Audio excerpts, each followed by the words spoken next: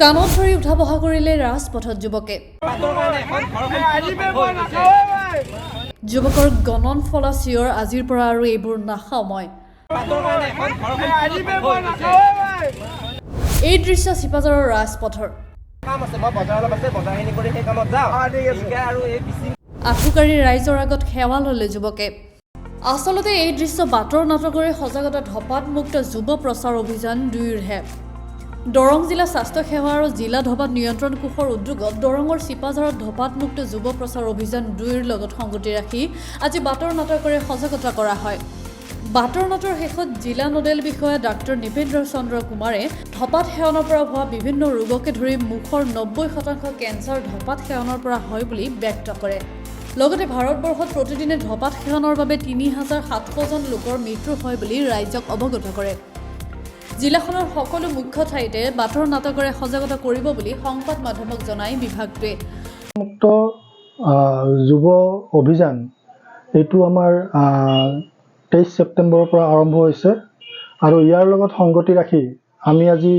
চিপাঝাৰ অঞ্চলত এখন বাটৰ নাট অনুষ্ঠিত কৰিছোঁ আৰু ইয়াৰ মেইন উদ্দেশ্য হৈছে আমাৰ মানে ৰাইজক এৱাৰনেছ কৰা ধপাতৰ বিষয়ে এৱাৰনেছ কৰা কাৰণ আমাৰ ভাৰতবৰ্ষত প্ৰতিদিনে প্ৰায় 3700 মানুহৰ মৃত্যু এই ধপাত সেৱনৰ ফলত হয় মুখৰ 90% কেঞ্চাৰ এই ধপাতৰ ফলতেই হয় আমি এটা এৱাৰনেছ কৰি বিশেষকৈ যুৱ প্ৰজন্ম যি আমাৰ ভৱিষ্যত তেওঁলোকক যাতে এই ধপাতৰ কুফলৰ যিটো কুফল তাৰ পৰা আমি যাতে ৰোধ কৰিব পাৰোঁ তাৰেই আমি আজি এটা বাটৰ নাট কৰি পেলাই এৱাৰনেছ কৰিছিলোঁ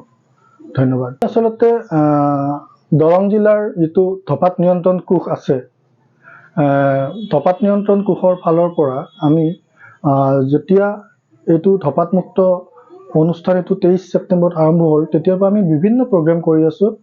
আমি বিভিন্ন স্কুলত এৱাৰনেছ কৰিছোঁ মিটিং পাতিছোঁ আমি ট্ৰেইনিং কিছুমান পাতিছোঁ আৰু আজি আমি এইটো